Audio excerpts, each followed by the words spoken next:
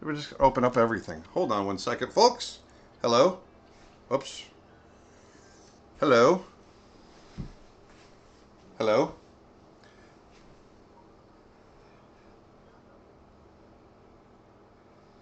Sorry.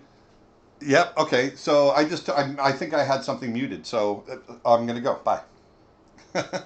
So I don't have Dustin with me today. Dustin's in California. We just got back. We just did CTNX out in California, and it was a big creative animation expo out there. We had a great time out in Burbank. And but Dustin's on vacation, so he stayed, and I'm trying to figure out all the tech stuff, and I screwed up. Dustin's my tech guy. He's the art guy. Yes, we're here alone. I thought I had it good. I screwed up anyway. Um, but anyway, I've got, watch this. I did learn how to do this. Chuck Williams, producer, director, writer. But I just wanted to bring Chuck on and I thought it would be fun to talk about some of the old times. One of the biggest projects that Chuck and I did together was I co-directed and he produced Brother Bear. And I thought we could talk about how we got that going off the ground. One of the questions we get a lot from people, a recurring question is how do we get projects started? How do they bring projects into Disney? How did we get projects started? How do you nurture them? How do you get them rolling? All that kind of stuff. But anyway, enough with intros. I just thought, why don't we just dive in? This is my first time on the internet. It is, oh, yeah. On the internet. You're gonna break the internet. Yeah, on the World Wide Web. But how did you? I was a little nervous. Still no sound, or is that? Oh, that's an old one. That's an old one. Is that an old one? Yes, it is. Okay. So, how did you get started?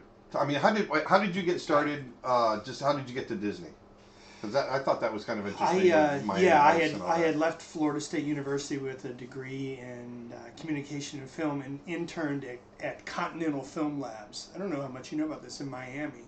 And then there I met some editors that were working for Avid. Uh-huh. And started cutting. Back then it was actually 3/4 inch tape, and there was some digital, and Betacam. Remember those days? Yeah, what year was that though? It was 87, 88. 87, yeah. And I worked for Two Live Crew. I did some music videos for them. It was I did know that. I remember that. Stuff, yeah. That's awesome. And then I had heard about a job up at Disney, and they wanted an editor that knew film and video. Yeah. So I think it was Paul Carassi that ran, and he was a Florida State alum, and he wanted to bring animation into the new age. Okay, I got to stop you though, because I do remember, and I don't know if this is true enough, or maybe I'm stopping you in the wrong place. Because one thing I always tell people, if they're struggling with something, fake it till you make it. Yeah. Did you fake it till you make it? Yeah. You gotta tell them that, because I thought it was pretty funny. I have told you that, I think. Yeah, because I told them, I guess I can say it now publicly, but I told them that, I knew film. I knew all about film, and they showed me an 8-plate Chem, which was this editing machine for film. Yeah. And I said, I could do that. And so I got the job, and I came in, and I had no idea how to run it. But I came in a week early. They let me come in because I was going to set up the room. Right. And I just put on the slug film and mechanically, it's a very industrial age. Yeah. Film used to be, and not the digital age, used to be industrial age equipment. Take up half the room. Yeah, moviolas, and these were metal machines with gears and cranks, and I just put it up and just kind of figured out how it went. There was no instruction manual, and just sat there hour after hour trying to why did the film just tear?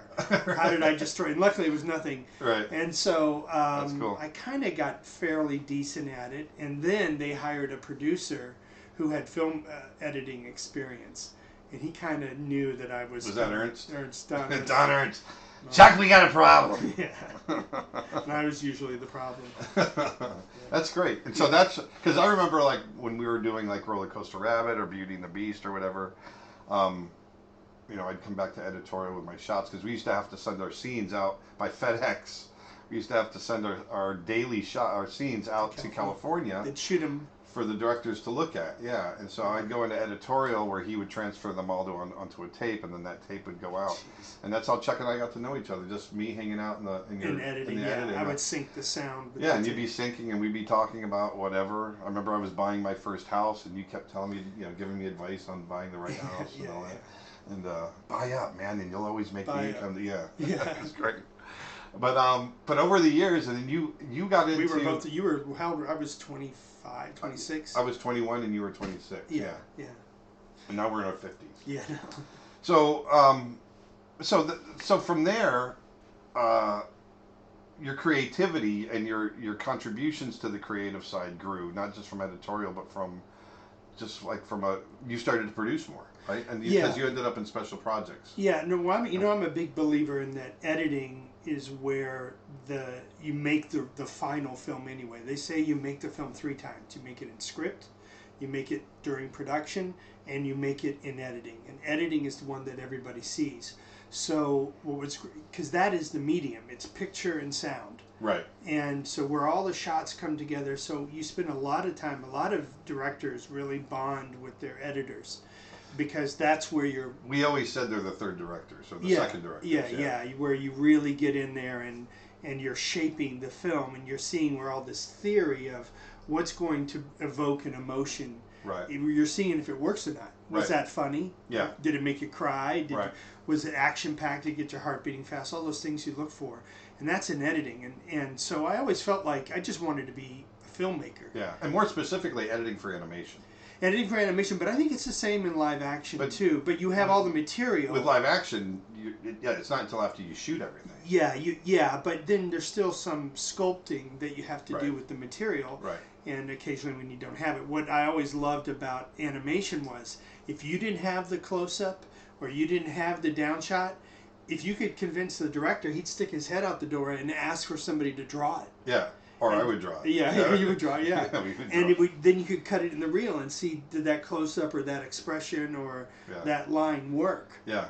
Because you could get it instantly. And if you're a control freak, like I am at times, and especially was then, it's great to control every aspect, the framing, the sound, how it all comes together. And the other thing I loved about editing, sort of like what you love about drawing, is you start with a blank sheet of paper in animation. Right. There's nothing. Yeah. Everything you have to create, whether it's the character, but also the chair and the skulls and it's not an art department. Well, there's an art department, but there's not a props department. Right. And somebody has to think to draw that skull facing that way in the shot. You don't just place it there. Yeah, and it's the same with the editing. There's no sound. Right. They give you the picture, but you got to go out and record actors or scratch actors or yourself.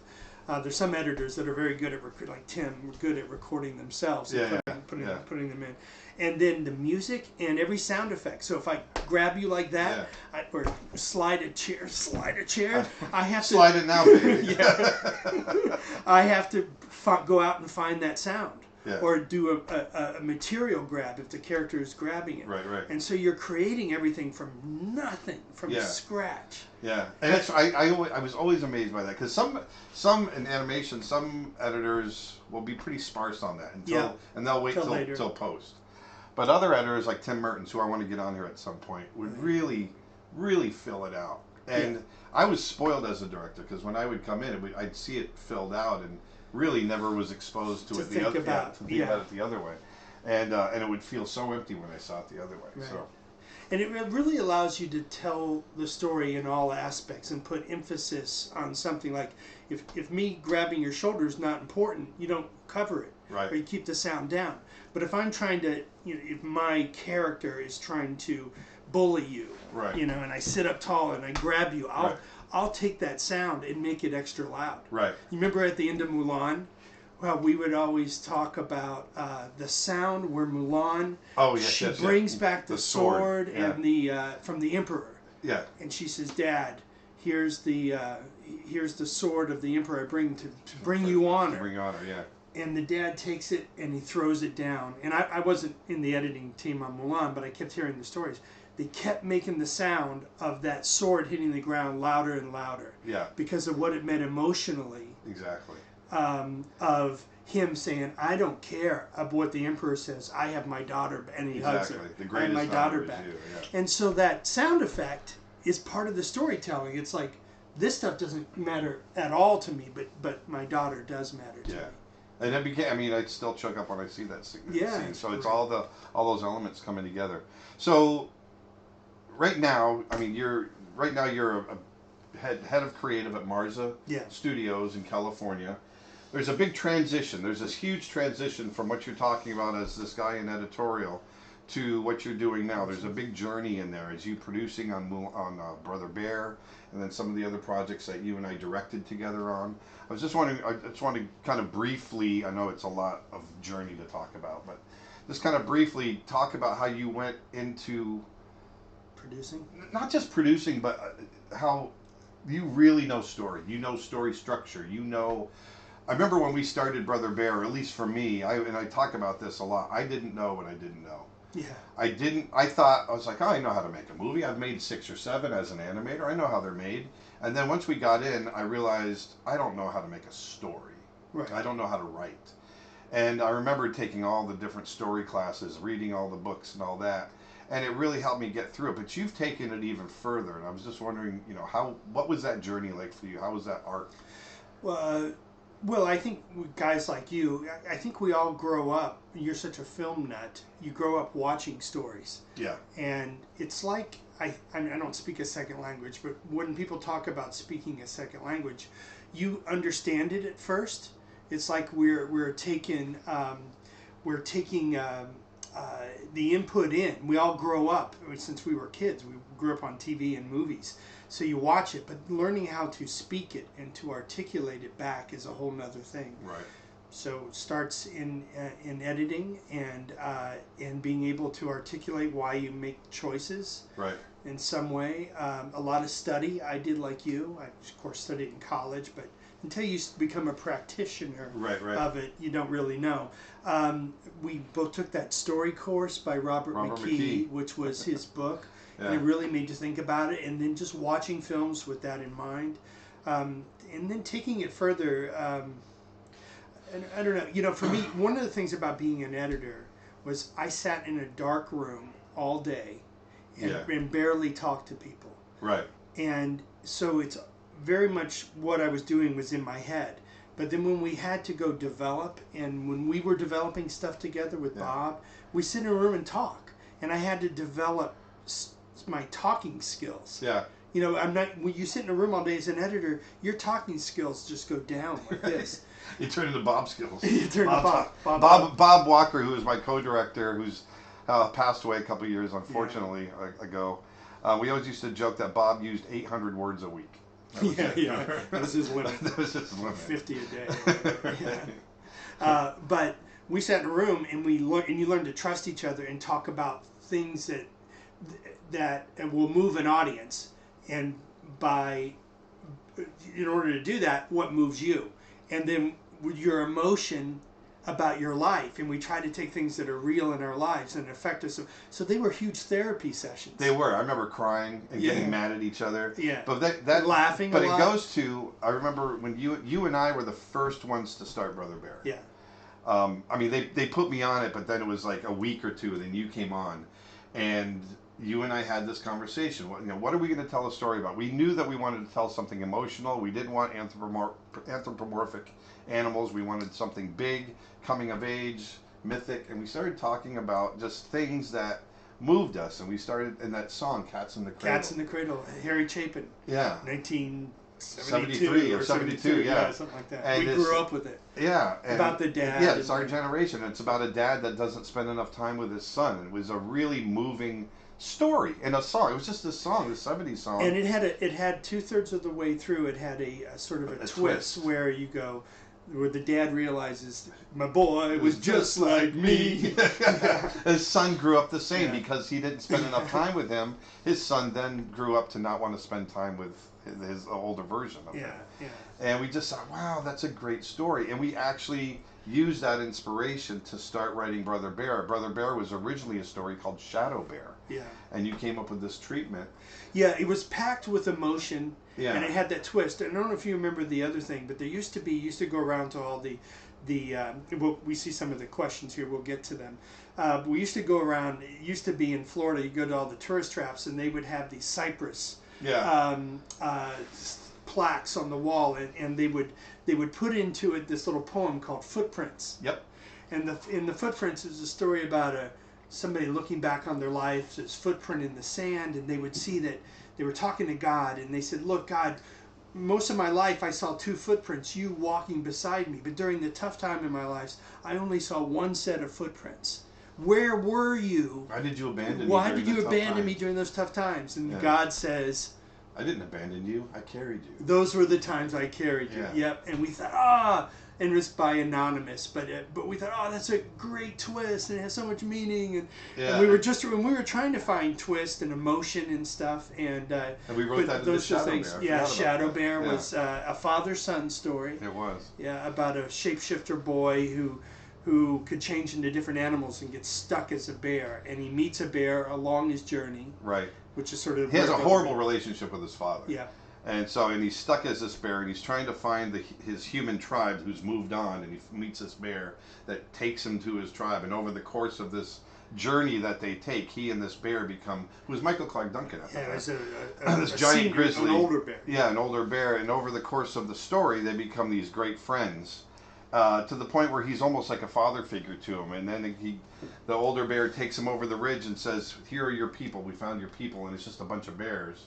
And then and Kenai, still Kenai at the time, he's confused. He doesn't understand. "I thought you were taking me to my human people." And the bear says, "You can never be human again." And with that, he turns in to his father, and we find out, like he'd been carrying him the whole time, that other bear was his father guiding him the whole time. Right, the twist. And that the father was a shapeshifter like his son. The son had inherited it. And you go, oh, yeah. And so then at the end, the son is actually crying because he has this wonderful relationship with his father, but now he's stuck as a bear and his father is human. And we had this rule that if the sunlight washes over you, you're stuck. That's why he was stuck originally. You're stuck in that form. And so as he's crying and he's hugging his father, the sun comes up and washes over them, and his father turns into the bear. And he's stuck as a bear as well. And the two of them, they go down to the salmon run, and that's the end of the story. Now, the discipline that we were told to write this in was 1 page. Yeah. We wrote 3 or maybe 4 or 5, but we got it down to 3 stories, and Shadow Bear was one of them. And it was California. We were very sort of junior development people, and Michael Eisner wanted lions worked well for Lion King. Let's make a movie about bears. That's all it was to get us started. North American epic.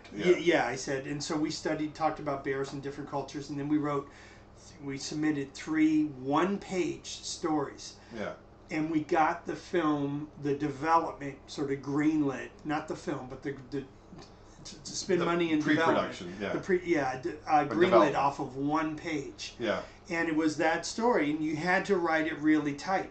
And I always thought that was a good discipline. Yeah. To make somebody, because films, they're not like novels, they're not complex. We had very little plot in there, but we had emotion, no humor. Yeah. But just emotion and the basic, and it was written in a way that had the surprise. It's the emotional journey. Yeah. Yeah, and I remember them holding it up and saying, "This is great. This is the idea of the century. Let's go make this."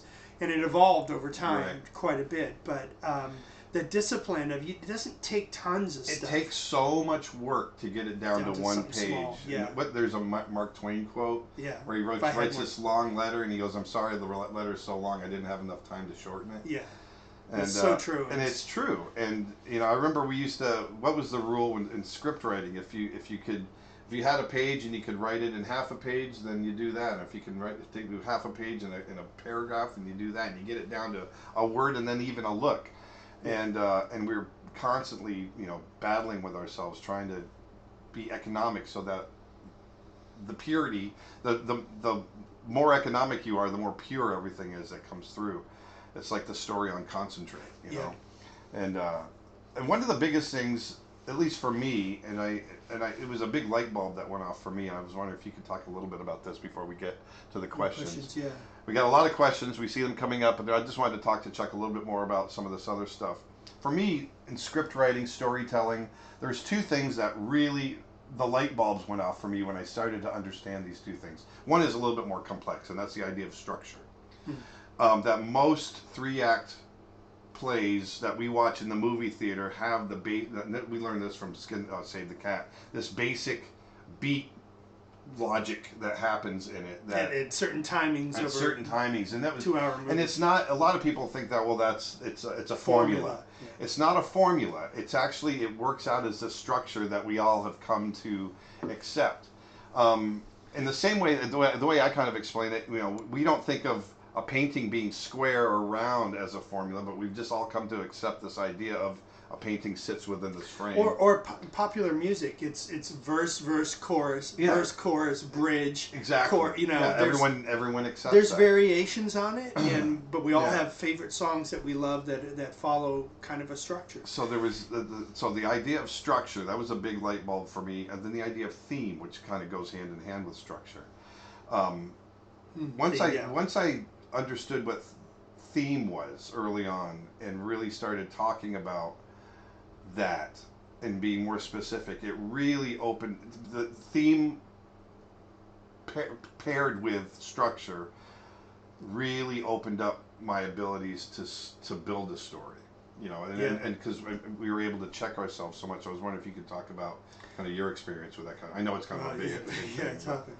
Yeah, well, I just remember being in high school and having to write essays with a thematic, and never really quite understanding it. Right, same here. And so theme was something that took me sort of a long time to sort of get a handle on. And the idea of theme and thematic statement, thematic subject, that you can have a subject, but that's not enough. You need to have a point of view. What is your point of view on the subject? Right. So it's why the movie exists. It's what you're trying to say. Certainly you're trying to entertain, but what does it have to say? What does it all add up so that you get the feeling there's a point to it, I think. Even, I think, in some movies that are light or not heavy thematic, it's just usually that the theme, good versus bad or whatever, is overused. Right. And it's soft. Love conquers all. Yeah, love conquers all. Yeah, we've just seen it so many times. It's still a theme. And but it's not specific enough. It's not, for deeper sort of movies. It's one of the things I love about the Pixar movies is that the themes are more mature than the audience, the younger side of the audience typically is. So in I always use Finding Nemo, it's a story about a parent learning that to let his child grow up, he needs to let go a little bit. Yeah. And that's not something you see every day. No. So it resonates, it's true, it's something that the filmmaker himself experienced and he captured and put into the film. And the emotions of that, you want to love and protect your child so much. And in order to do that, to protect it, you need to let it go and let it fall into harm's way. That's really, and it's so contradictory to what you're feeling. Exactly. And it's a really great, and you can really show that. You can show the opposite of that in the beginning, so you can feel that arc. Yeah. But I always loved the idea that the theme should be an instruction. I can't remember who said that. It was in McKee. It was in the McKee stuff. That the theme should be an instruction. It's written as an instruction that you would tell somebody. Advice. Advice, exactly. And I've really hung on to that. Like in Brother Bear was, you must walk a mile in another's shoes to truly understand them. That's this idea of telling somebody, now make a movie about that, because you can say, okay, here's the instructions, so here our main character is not doing that, so there's a place to start, and then over the course of the story he's got to learn it. By the end of the movie he's doing it, and hopefully, like a good essay or something, you're exploring it, not only just the two opposite sides, but you're exploring variations. Exactly. Up to the point where you get to the end and you're not quite sure. You've made a good argument on the negative side and you made a good argument on the positive side, so you don't know which way it's going to go. And then at that tipping point in Act 3, at the climax, you make your final statement and say, this is as a filmmaker, as a writer, this is what I believe, and this is that it's important to do that. I don't know if we had all that in Brother Bear. We always tried and we learned, but I try to think of that's Michael Arndt, and I think it's online, does a great lecture on endings. Yeah. And we referred to it at the Times, and he talks about that underdog values and dominant values and that sort of back and forth. It's really quite brilliant, so it makes movies more interesting. It does. You want to do some questions? We'll do some questions. Yeah. All right, so let's just start at the bottom. We'll work our way up. So, did either of us work at the animation studio in Disney World MGM Studios? Yes, that's actually where we started. 1988. April 17th. April 17th, 1989. For me, Oh, you may have been there before me. No, I think I got it wrong. But yeah, we're both Floridians. And Chuck grew up in Stark, Florida. Where the state prison is. State prison, just north of here, actually. That's a great place. And then I grew up down in South Florida on the Gulf Coast. For Chuck, have you ever tried your hand at animating, or do you ever draw? No, I've never animated, but I being around these guys, Aaron and Bob, and a lot of other great artists, you do pick up a little thing. And do you have a little pad? I actually. I don't have any paper. No. Yeah. I actually think if you're a filmmaker, even directing or editing, it's very good to learn a little shorthand. So Aaron will tell you the finer tips, but there's a quick shorthand that I think is really, really useful. And they called it, well, I don't want to draw on good paper. That's just a pad. Yeah, look. All right, give me one sheet. But the thing about Chuck is that, no, you didn't really draw when we first got together, but your visual language got really strong. Yeah. So they would just talk about bishop people, like a circle and that, and then you put a nose in. Again, this is very basic, and eyes. Now you know which way that person is facing, and if you frame that off, you say, Aaron, we really need a medium shot of the character in the film. That's a great way to learn how to communicate. Yeah. Just visually. Well, what do you mean a medium shot, or over the shoulder? So we're going to do an over the shoulder of somebody here, and then just some quick shading. So there's some. We need an over shoulder shot of the these two characters having a conversation, and this kind of stick figure, just basics. If you had to do a sort of a 3/4 behind, and you put the nose like this on the character, so they know which way he's facing. Maybe an ear, and you can start to overdraw it. But basic communication like that, and you can build on it and get a little bit better. So when you're in a meeting and everybody's talking and you're getting bored, or you're trying to figure out how to communicate something, knowing the basics and how to frame something, framing it in the thirds, break the screen down in thirds, and put the important stuff on the third. That's always good to do. Absolutely. Things that you teach. Right. But really simple versions for communication is really, really helpful. Yeah. That was great. Oh, and I want to mention real quick too that like I said earlier, Chuck has a course on our website on creatureartteacher.com on story creation, and everything that goes with that.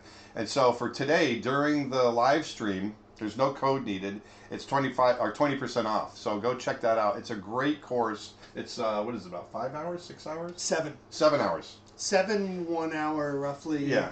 Some of them are So short. I just wanted to mention that to you. It's a great course. We've got a preview of it on my YouTube channel. So get check and on the website, Creature Art Teacher.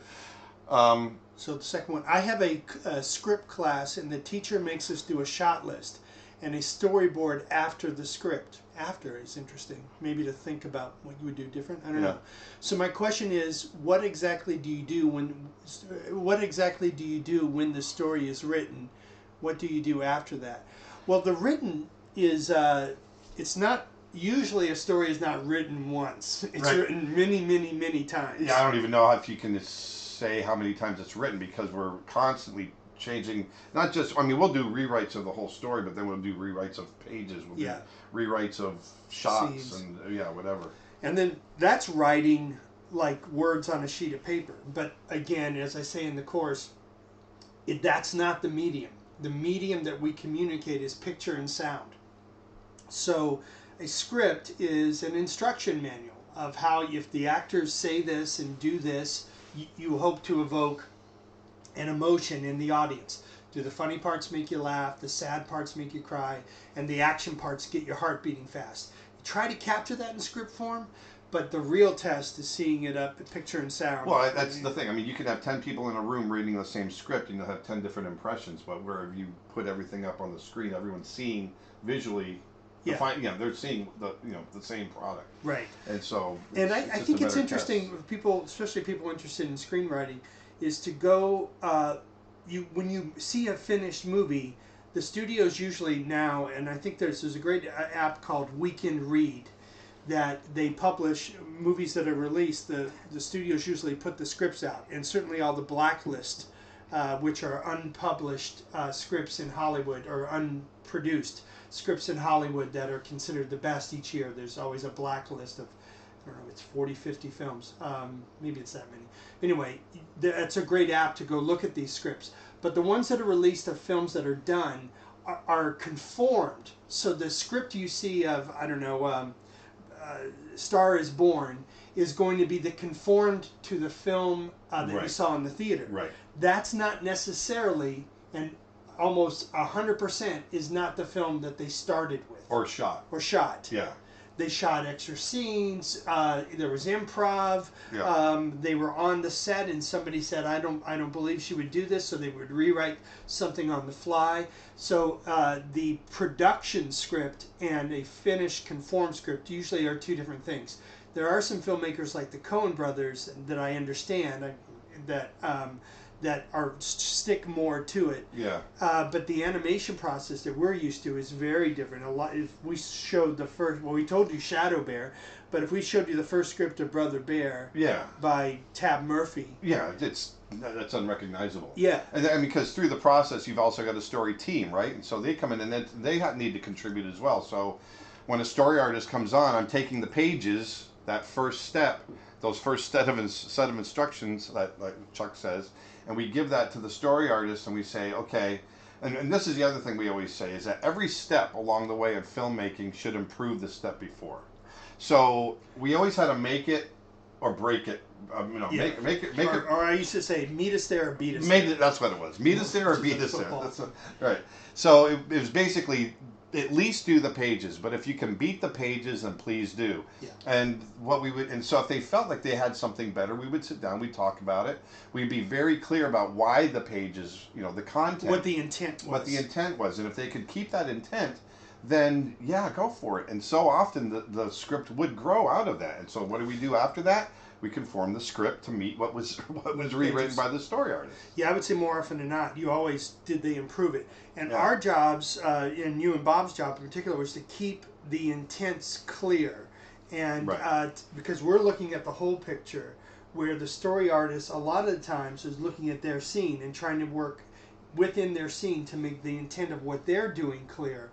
But we got to make sure that intent is the right idea for the entire film, exactly. So that the structure, the characters make sense and make a lot of times people come up with some great idea for the scene, but it doesn't fit the movie. It doesn't. And sometimes we change bits of the movie, or sometimes we say, no, you got to. Yeah, I mean, sometimes something comes up that's so great for a scene, we'll change other parts of the movie. One of the things that we would do in the beginning, as we were writing the script, is we would give the story artist just random tasks that a character would do. Let's say, like Tembo, we were doing this movie about an elephant, and we'd say, okay, Tembo wants to go out and catch bugs. Let's go have him just go out and have him catch bugs. What's going to happen? Yeah. And out of that, the story artists find all these little character bits that become part of the character, that makes the character richer. And then we can take that and come back to the writer who's now still writing the script, and we can fold that into the story, and it just makes for a better first pass. Yeah, animation is very collaborative, and it's like you're working with the actors and the writers all through the process between the animators and the story artists. Yeah. So, want to hear another question? Sure. So about Shadow Bear, the earlier version of Brother Bear you spoke about, were any of the aspects of that film recycled for Pixar's Brave? Parent-child relationship with a bear theme. No, I think it was just very coincidental. I mean, and I do think we have a theory about a lot of people think that studios copy each other. They might, but I really don't think that it happens as much as people think. Brenda Chapman had a very strongly wanted to tell this story about her and her daughter. And so that's where the parent relationship came from. Brenda Chapman was the original director of Brave. She was the head of story on The Lion King, and she was the director of Prince of Egypt. She's a brilliant story and artist, or storyteller and filmmaker. So for her to come and recycle stuff that we had done is completely asinine. And we never really spoke to her about it. And the one thing about it, we know from our research that in on every continent, I believe, at one time, you probably know the history better than I do, bears existed. And they often existed around humans, and so a lot of cultures grew up with transformation stories about bears. Native Americans felt like a lot of the nations in Native America felt like bears were humans just wearing bear clothing. We eat the same foods. We do the same. It's just interesting. And they were involved in a lot of we always talked about Disney films being coming of age stories. So how somebody young, which usually the audience we're dealing with, matures in some way. And bears were part of coming of age ceremonies. And we always thought that was fascinating. And I'm sure Brenda, I'm guessing, but I've never spoken to her about it, fell upon those same tropes. It's in the various cultures around the world. And we really, at Pixar and Disney, at least during that time, we really did not mix. And especially, we did have a meeting. Remember, Bob and I had a meeting with Brenda just to make sure that we weren't mixing.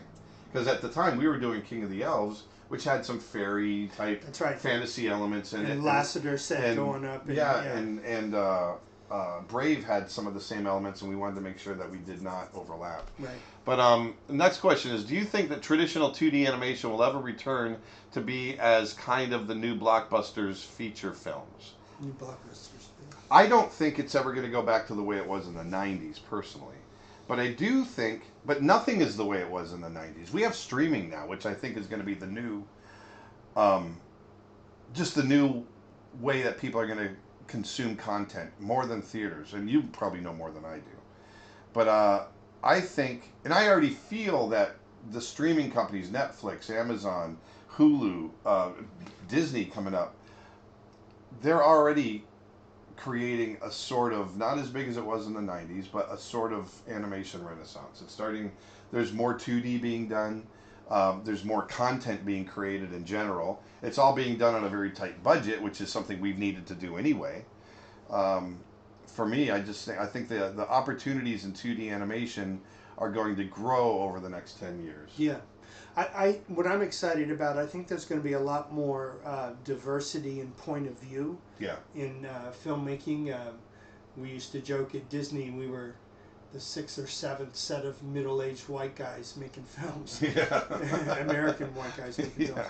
And now you're seeing, I think globally, you're starting to see different points of views from different cultures. One of the best films I saw in the last 2 years animated was, and it was a blockbuster, and it was 2D, was Your Name.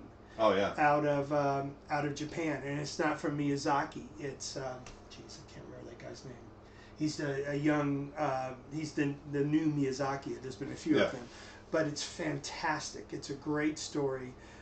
J.J. Abrams, I believe, just optioned it for a live action film, but it was the biggest anime film in history.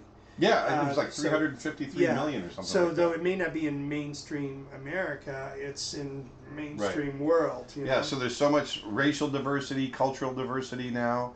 That's what's really exciting, is to be able to start seeing, the streaming platforms are really globalizing entertainment, pulling everyone together.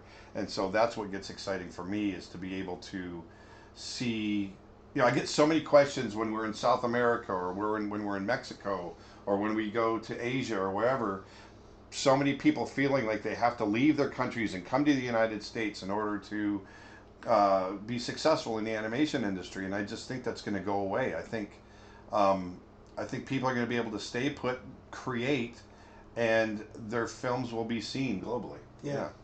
There was a question that went off about live action storyboarding. I can't remember what it was, but Nick rolled it off.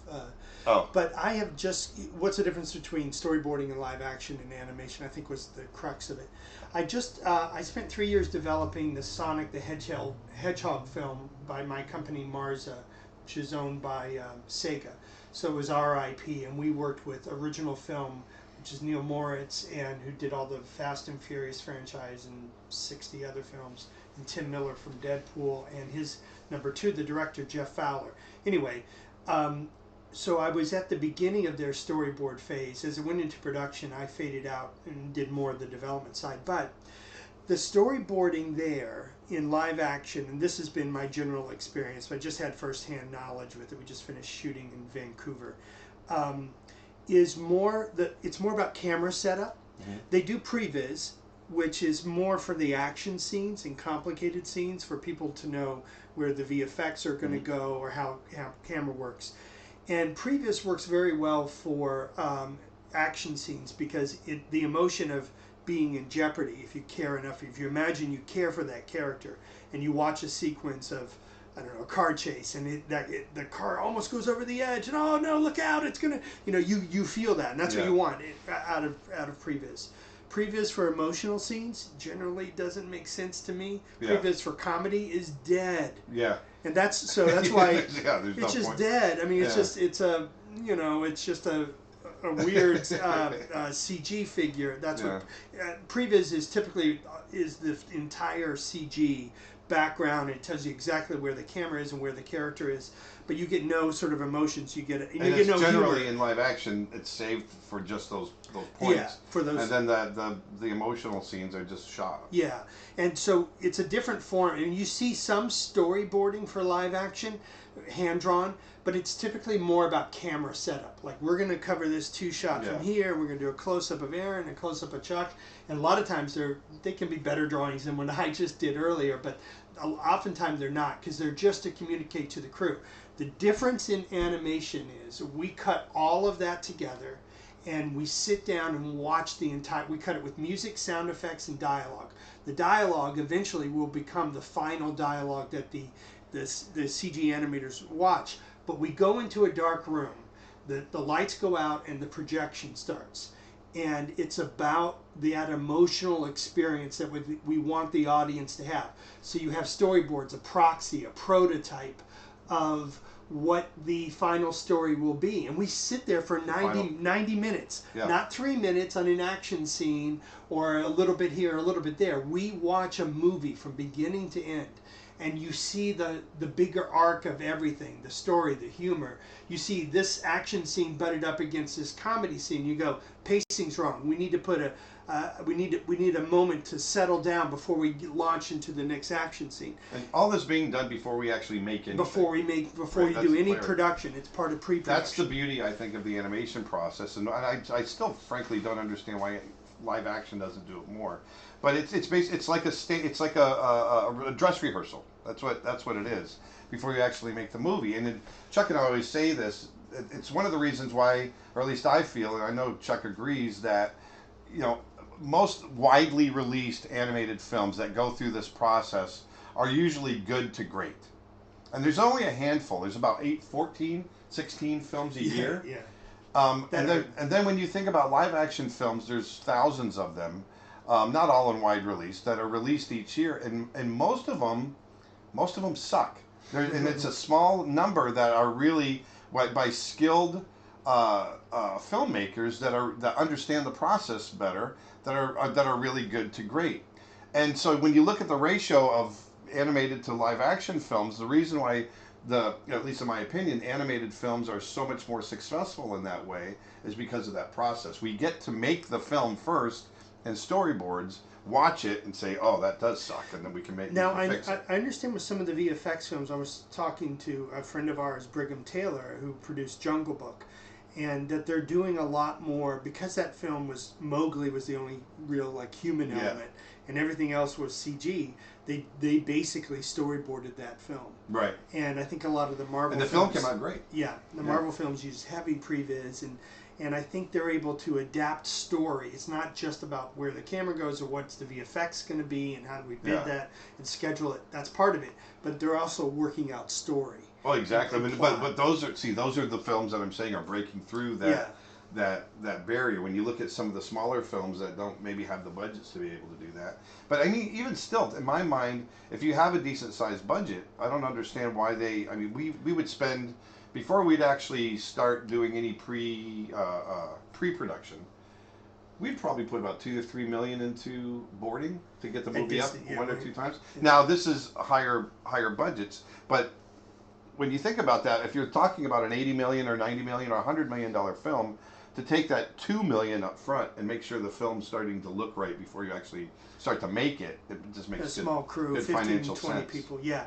So the Disney Pixar movies are made 7 or 8 times, and that's why the stories are so consistently good, is because they're making them in previews a lot. We'll get any big projects. Do you have any big projects coming up? That's more for you. I mean, everyone knows what Nick and I are doing Snow Bear, which is our small animated short project that we're doing. So the Sonic film comes out next year around November, this time next year. Okay. Don't mention anything you can't mention yet. That I can mention. I know that one. I'm working on a project with Toei Animation. They're the biggest producer of anime out of Japan, and it's a big CG animated film, and that comes out in 2021. Really fun. There's another big Japanese IP bigger than Sonic. Oh yeah. That we're looking to do. We're really hoping that Ryan Reynolds in the Pokemon movie does well this June, because Hollywood tends to work off. If that does well, Sonic movie does well, then we'll do this. And that's a live action thing. And then there's 2 or 3 others. I was telling you, I'm really excited about series work. Yeah. I think some of the best stuff's being done in series. That was the other thing I should have mentioned. Yeah, because especially for the streaming platforms, is the idea of being able to do a series and letting a story evolve over 6, 8, 9, 10 episodes. That's pretty cool. Another question: how much do storyboard artists have influence over editing? Is editing most manipulating timing, or is it more? Editing is way more than that. It's right to the core of the story. But storyboard artists, the way I explain what a storyboard artist does, and this is why I always stress that storyboard artists need to be some of the best artists on the crew. They're the first ones to take the written word and turn it into a picture that's going to be on the screen. And so they should be good cinematographers. They should understand cutting. They should understand how to draw the characters, how to draw emotion. They should understand the animation so that the few poses that they have up there will flow and not be jarring. There's a lot of different aspects that go into their work. And so from that point of view, and the idea of being good storytellers, they have a huge influence in editorial. Yeah. So yeah. I just kind of took that over. It's a combination of like the story artist, the editor, and the layout artist or camera guy that are, using if storytelling is pictures, putting the pictures in the right order. But the editor it's really where the picture and sound come together. So they're doing the entire sound really. I mean, there's people that come in and polish it and make it better, but they're telling the story through sound effects and music, where you really get emotion across, or what the emotion you should be getting across. And they're selecting all the dialogue takes. They're also, most editors in animation, story artists tend to give you, I find, in general, 20% more than what you need. There's sometimes especially the good story artists, they give you a little bit more, so that in editing you can manipulate it. And remember, nothing is boarded once. No. It's boarded 5, 6, 7 times. Yeah. It's rare. It's refined. That the first time a scene is boarded, that it really works. You're usually going in and refining stuff, and that comes from feedback out of editorial. But they'll eliminate shots and panels and retime and reorder. And reorder. A lot of it's reordering. A good editor will say, "Hey, we need a close up here. We need a wide shot here. We need to do an over the shoulder shot here. That's going to work better. The emotion's going to be better played if we do that." And you and I both have worked with great editors in that way. Well, the one good thing about Don Ernst, he told me, the rule I remember is the editor, all the bullshit and everything that comes beforehand, scripts and all the intents, everything, it's just you, the sound, and the picture. Yeah. And you have to do the best you can with the elements you've been given. Right. whatever you can do, if you can pull this line from another scene and stick it here, and this close up from here, it's a craft where you're just trying to piece something together that flows, makes emotional sense, makes logical sense, it's just you're manipulating anything that's given your way. Sound effects, you can pull it from anywhere. Right. Just do the best you can with everything you can put together. Yeah. So I guess that's how you would talk. Yeah. Talk like an old sailor. When writing a script or a screenplay, how important is the symbolism and the meaning of a scene? Is it more important to focus on the feeling of the scene and story instead? I mean, we do think about metaphor. You don't want to wrap everything around metaphor or symbolism or anything like that. I think that a lot. If your story is written right, I'm hijacking your question, but I'm sorry. I think if your story is written right, then and if you keep it simple, symbolism will rise out. Yeah, of it does. It kind of comes second. Yeah. We don't usually start with symbolism when we talk about it. Talk more about the emotion of a moment and trying to make it real, even if it's animated, trying to make it feel like it's universal. Yeah. That's the great thing about story meetings is we sit and talk about our feelings, and you go, you remember when the Harry Chapin song and this moment, you go, yeah, I remember that too. Yeah. And then you know you got something. If you're out on an island and only you felt something and nobody goes, what are you talking about? Yeah. It's probably not universal. Exactly. So you try to, I think it's mostly starting with the sort of the emotional moment, and does it ring true? Is it, by truth, is it universal? Is it something we all experience as human beings? Because if we do, pretty good chance you're going to connect with a large part of the audience. Right. I agree. Says, hi there, I'm a storyboard artist. Next year I'll be heading up a storyboarding team for the first time and wanted to know if you could give any advice for managing large teams. Managing large teams for the storyboard team for the first time. Oh, wow. That's great. Advice. I know. I have. Go ahead. Yeah, I'll think while you're talking. Just as a director, one of the biggest things I learned is I felt like coming in, especially as a new director, I felt like I had to have all the answers. That, I was the guy that needed to know everything. Otherwise, I'd look like an idiot. That's not the case at all.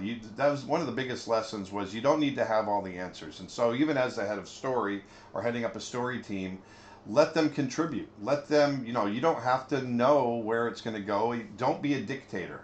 Be a guide. And if you can let them contribute in that way, then you're going to build a lot of camaraderie and morale. Morale will be up, and you'll feel tight. And those people will follow you up any mountain after that. At least that was one of the biggest lessons I learned. Yeah, we've had different experiences with heads of story, and that's what we would typically call that role. Sometimes they felt like union shop leaders. Yeah. Like they were just there representing, the guys they were want kind of this. the liaison between the us. The liaison and the story team. And at Disney in particular, there was a lot of tension on films because there was so much pressure to get it right. And I also felt, especially for you guys, was that for the directors, they all usually came from stories. So everybody, once you became a director, you had a target on your back. Yeah. They were all trying to. Well, if you didn't come from story, especially if you didn't come from story, because I came from animation and Bob came from layout, and a lot of the other directors had come from story, and so it was hard to build the respect. Yeah. And respect, I don't mean respect, but it was hard to build the. Like we were accepted. Yeah, and they were good story artists, and like a lot of good artists, they have opinions about things that would work and things that wouldn't. And sometimes they were right, and sometimes we're struggling to get the intention of what we're trying to say across. So, you got to find your place sort of where you can represent them well, but you can also be with the directors and the writers and the producer and try to figure out the story that the directors wants to tell and represent that well going back. I mean, some heads of stories just tell us what you want, and then others, the ones that work best, I think, in the team, they're working with you, challenging you, but also going, okay, if that's what you want, that's what you're after, let me go see if I can tackle it. The other thing I would really encourage, and I think Disney has moved more this way, even since we were working together there, is work rough to fine. Yeah. Don't get bogged down in a lot of heavy rendered drawings, work. You can almost cut your thumbnails together if you have enough experienced eyes on it, looking at it. Because it's going to be wrong. It's going to be wrong. Yeah, fail fast. Andrew Stanton always said, get it wrong and get it wrong fast, so you can get to the right stuff. Fail fast. So the more you can get through it and look at those, even like the stick figures, just throw that stuff up and see if it's worked very rough, and then you can fine tune it later. That I think is good advice. Catherine Williams on YouTube says, "Go Uncle Chuck." Say hi, Catherine. Hi, Catherine. Is that your niece? That's my niece. Yeah, she's great. Is she in Jacksonville right now? Yeah, she's for Thanksgiving. She's in college at Florida State. On. On average, how long does pre-production last versus how long production takes? There's an overlap. There is an overlap. Actually, let you take it. I try to manage it in a way where, so the output of development is a script and concept art. That's the end product of development. And usually that script is what gets green light into pre-production. The output of pre-production, the product you are trying to create from a story standpoint, is locked story reels, cut story reels.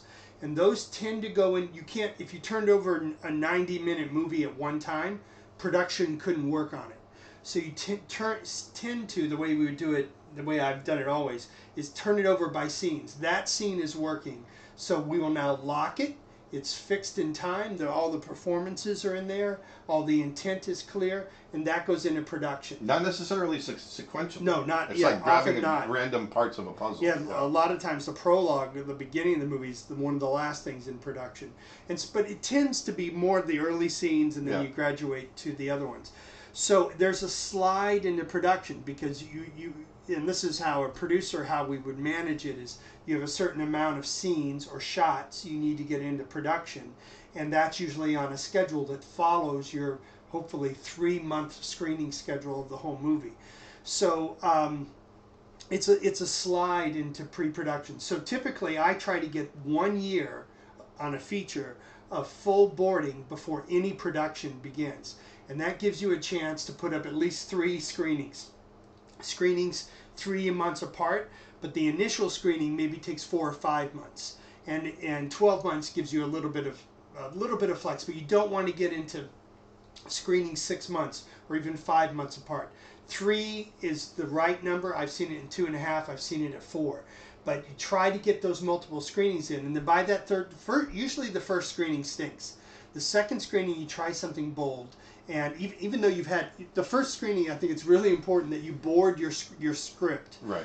And you stick to that because you spend a lot of time in that script. But then you get to see all the flaws you made and things that you need to tweak to be better. And we just finished a screening on that Toei project. We threw out 70% of the movie. It's being reboarded. And at Disney, I saw that. I've seen all the way to 90%. I remember when we had one of our screenings on Brother Bear, and it was one of those things where we got bold. Yeah. And I remember Tom Schumacher, who was the head of the studio at the time, was really a great cheerleader for us. Screened it for the whole studio. And everyone, he sits up and he goes, "Okay, we're going to be talking," and just waited for everyone to walk out. Waits for everyone to walk out.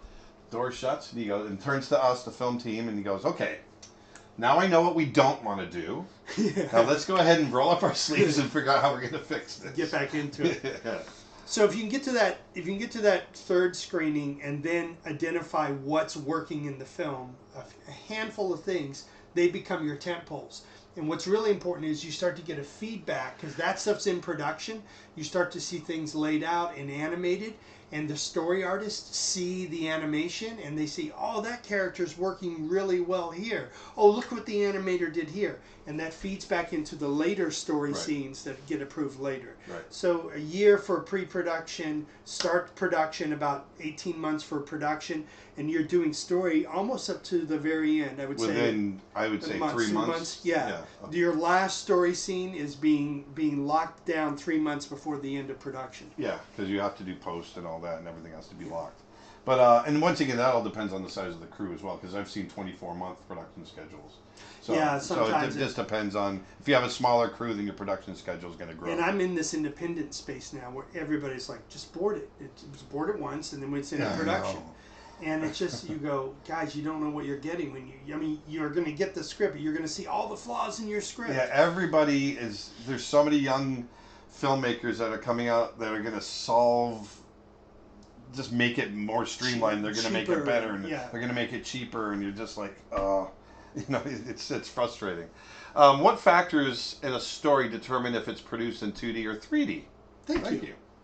That's actually a really good question. I don't know if I have an answer for that. What factors in a story? Usually you want story to drive all your choices. So a lot of time, frankly, the 2D, 3D thing is driven by the marketplace.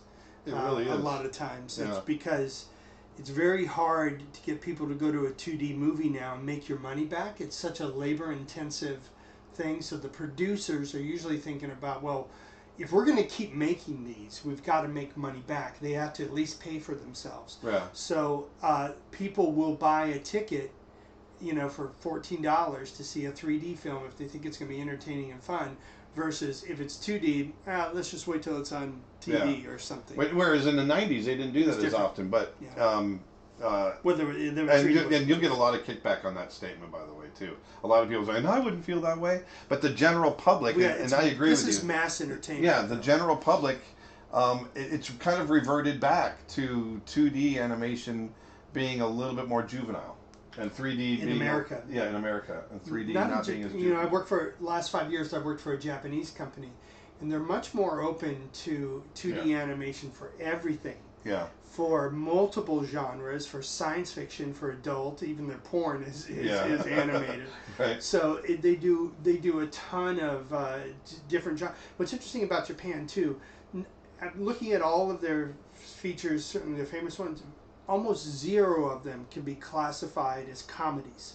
They have comic elements, but none of them, like Madagascar or Despicable Me, are comedies. Actually, that's a really good. Because and this is just a little sidebar, but I always like what you say about balance. And Pixar has that was good a balance. John thing, Lasseter. That it's hard to classify like Finding Nemo as a comedy because it's also very dramatic and there's great action in it. Yeah. So John would talk about. We were doing King of the Elves. I think it was way too dramatic. Yeah, we had a lot of drama. There was a lot of emotion in it, which is where we wanted to start. But where was the comedy coming from, and where was sort of the action? So John would talk about John Lasseter would talk about the Pixar films being very balanced in the kind of experience that they create for the audience. So you're really going on this emotional roller coaster ride. Yeah, you think of a movie like The Lion King, and you think of how fun it was and the great songs, and then you pitch it. And when you really pitch the story, it's about this lion cub whose uncle murders his father, and he finds his father's dead body after being trampled by a herd of wildebeest. Tries to wake his father's dead body up, and is confronted by his uncle, who makes him think it's his fault, and he sends him into the wilds. Sends the hyenas off to murder him.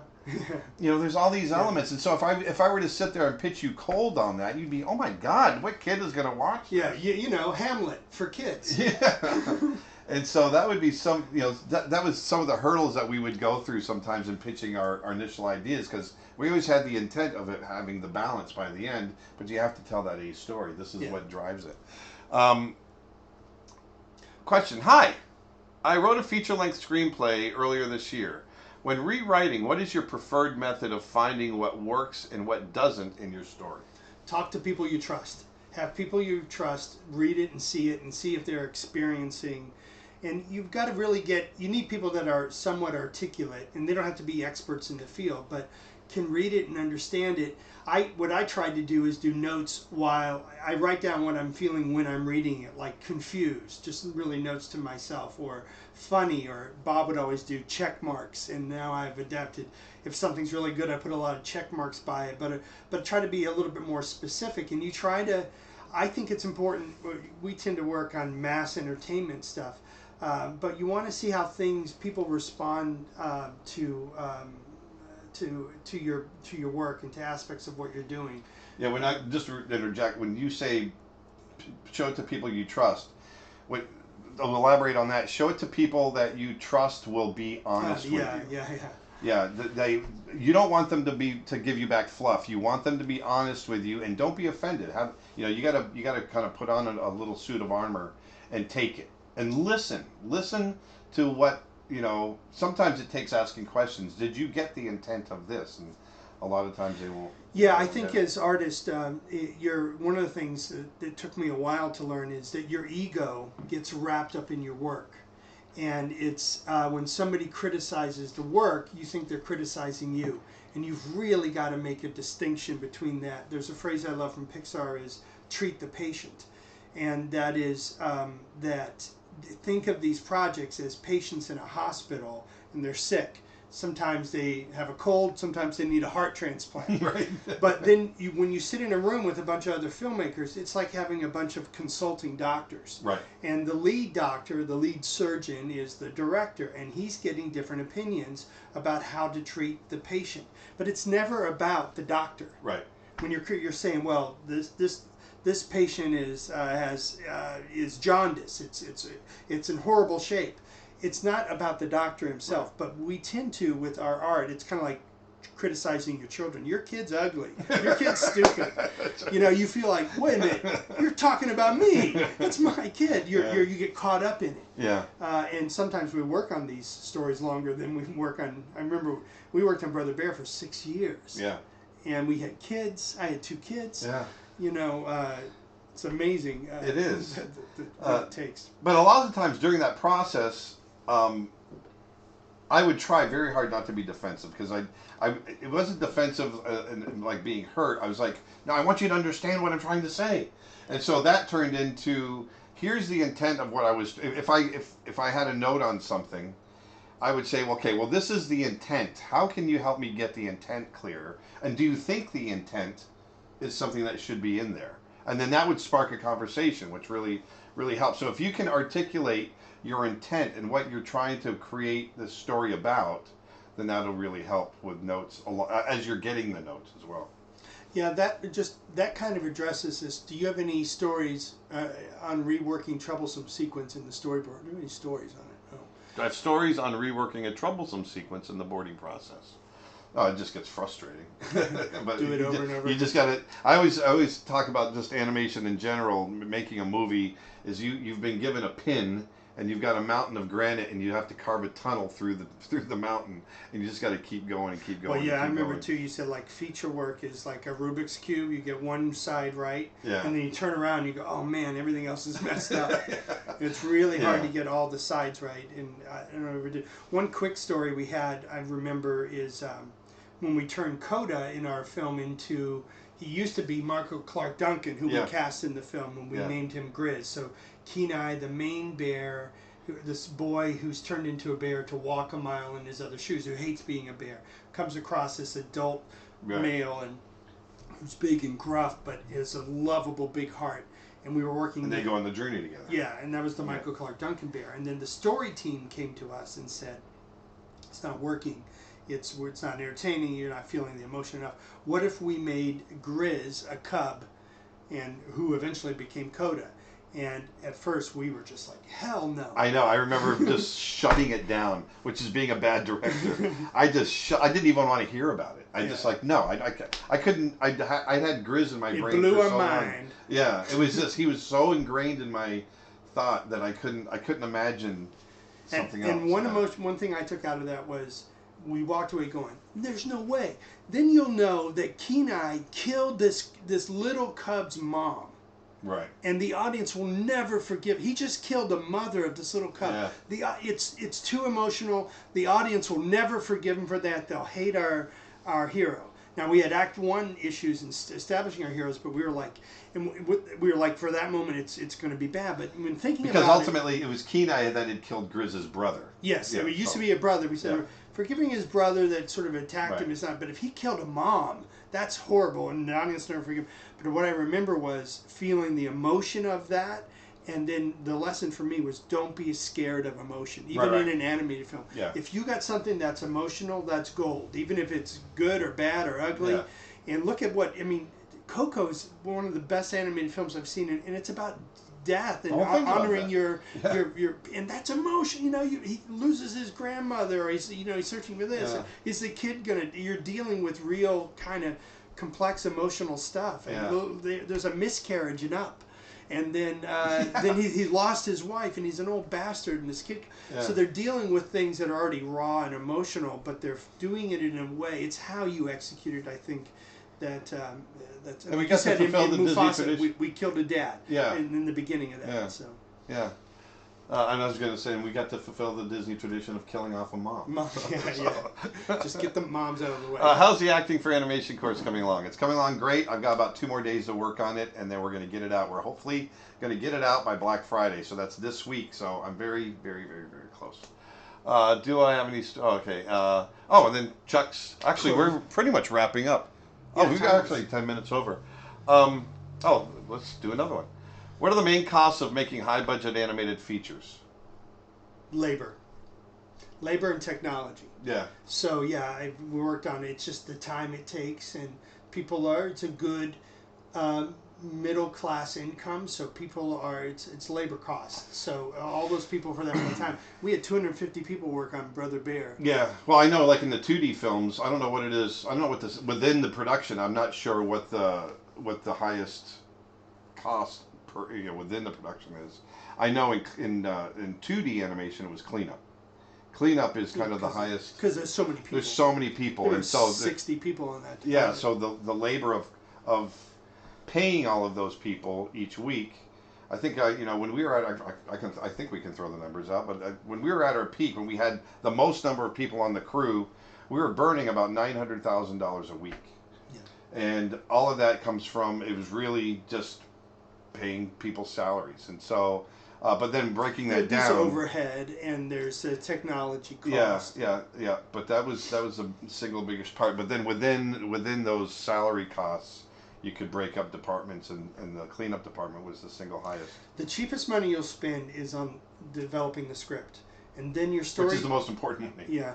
And then the pre-production part is about 15 to 20 people.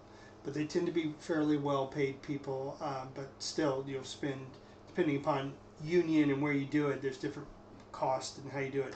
But the biggest part you'll spend is production, because anywhere, CG film, anywhere from 60 to 120 people, and then post is fairly inexpensive. We would fight and fight and fight to keep our crew as small as possible, during that pre-production or development and pre-production stage, just so that we didn't burn money. We wanted to be able to stretch that as long as we could, so that when it came time for production, we'd have more money left over and people to make the film. Brothers Bear. What's that? What is your favorite Disney movie beside Brother Bears? Obviously. Well, Bear Brothers. Bear Brothers. Well, Brother Bear's not my favorite. It's not my favorite. I was just gonna say the wish same it were thing. better. It was one of my favorite working experiences, but not my favorite film. I wish I could say it was, but it's not. What are some of your favorites? I've said it 100 times. I've already talked about like Pixar movies that are so good. Yeah. But I love a lot of the classics like Dumbo, and I really do, because they're great characters. The stories aren't great. Yeah. Now, some of the stories are good, the plot, but by story I mean plot. But the characters are so good, and I love Pinocchio. Yeah. Beauty and the Beast is fantastic. And worked across so many different things. Tangled, I think, is probably one of the best things they've done recently. The Frozen's good in its own way. Yeah, that's great. For me, it was Bambi. I loved Bambi. More about just the natural world, but also the guts that it took just to tell the story of a year in the life of a deer. I just thought that was really cool. And Pinocchio and the emotion of Dumbo. Yeah. I love all that stuff. And so once again, I want to mention to you guys that Chuck's course, you've got a really great example today of kind of the background on Chuck and his knowledge. His course on story is 20% off today, and you don't need a code for it. And so go check that out. In the discount bin. Yeah, it's at creatureartteacher.com. Yeah, he's in the discount bin. No, the back of the store, and where it says sale. Well, I have a funny story about that. I don't actually have a copy of Brother Bear.